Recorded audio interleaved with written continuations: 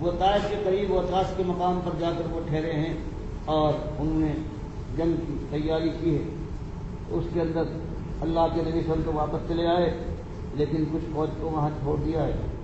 تو ان کے چچا ابو عامر تھے، وہ سالار تھے، یہ بھی اس جنگ میں شریک تھے.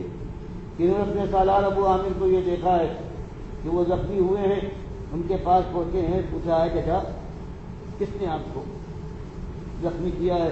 انہوں نے اشارہ کیا کہ وہ کافر بھاگا جا رہا ہے.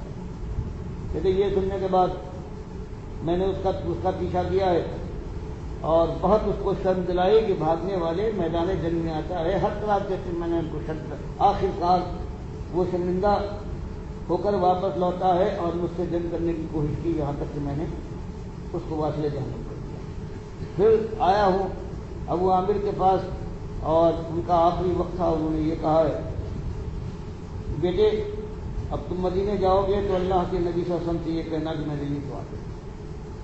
تو یہ مدینے آئے ہیں، بخاری حدیث کو یہ لائے ہیں. جب آپ نے آنے کے بعد یہ کہا ہے کہ ان کی وصیت یہ تھی، اس کے بعد وہ شہید ہو گئے.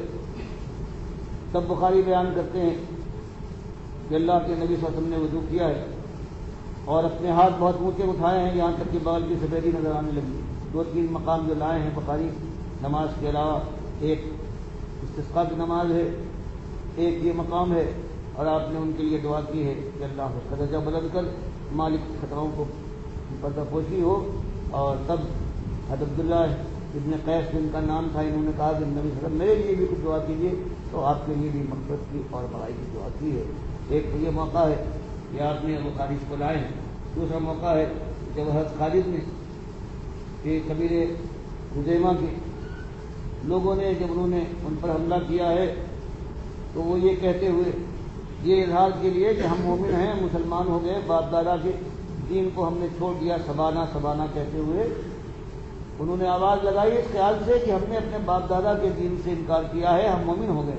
لیکن یہ سمجھ نہ پائے اور کچھ لوگوں کو قتل کر دیا. اللہ کے نبی صلی اللہ علیہ وسلم کو جب یہ معلوم ہوا ہے تب آپ نے بہت اونچے ہاتھ اٹھائے اور یہ کہا ہے پروردگار میں خالد کے عمل سے بنی مجھے خبر.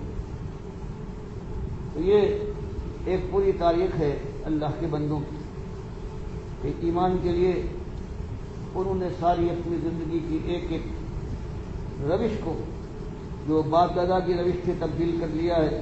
زندگی کے اندر بالکل ان کی کایا پلٹ گئی ہے. یہ ایمان کی یہی خاصیت ہے. اور آج ایمان کے اعلان کرنے والے ہر طرف پھیلے ہوئے ہیں، لیکن آپ دیکھیں زندگیوں میں کہیں فرق کا نام ہی مشکل سے نظر آتا ہے.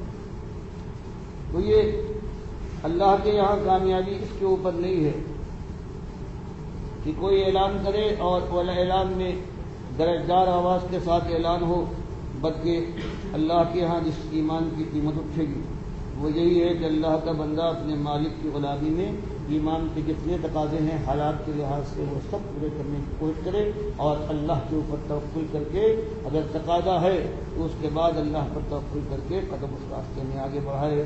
تب اللہ تعالیٰ اپنی رحمت سے کمزوروں کو قوی کرے گا، بے علموں کے اندر علم عطا فرمائے گا، اور جو اپنے کو بے وسیلہ اور وسائل کے سمجھتے ہیں اللہ ان کا کارساز بنے گا اور وسائل کا انتظام کرے گا.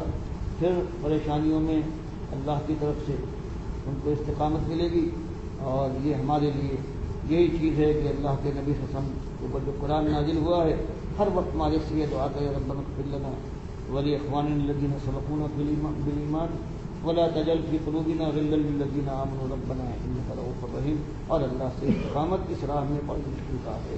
آپ دیکھ رہے ہیں کہ خود یہ نہیں بلکہ ایمانداروں کی جو اکثریت کہلاتی ہے وہ کس طرح دشمن ہے اس سچے ایمان کی. اور یہ جو کاروبار کرنے والے پیر اور مولوی ہیں کس طرح سے تھوڑا سا کام ہوا ہے، معمولی کام ہوا ہے، اور ہر جگہ ایسا معلوم ہوتا ہے کہ ان کی آگ لگ گئی ہے اور جھوٹ اور فریب ہر طرح کی چیز استعمال کر رہے ہیں. اللہ تعالیٰ اس راستے میں استقامت دکھانے کی توفیق عطا فرمائے اور مالک اپنی آگ سے جو اس نے نافرمانوں کے لیے یا دعویٰ کر کے اللہ کے ساتھ وعدہ خلافی کرنے والوں کے لیے اللہ نے تیار کیے پروردگار اس سے پناہ میں رکھے اور ہم سب کو ان کو لہٰذا وسط اللہ علیہ ولکم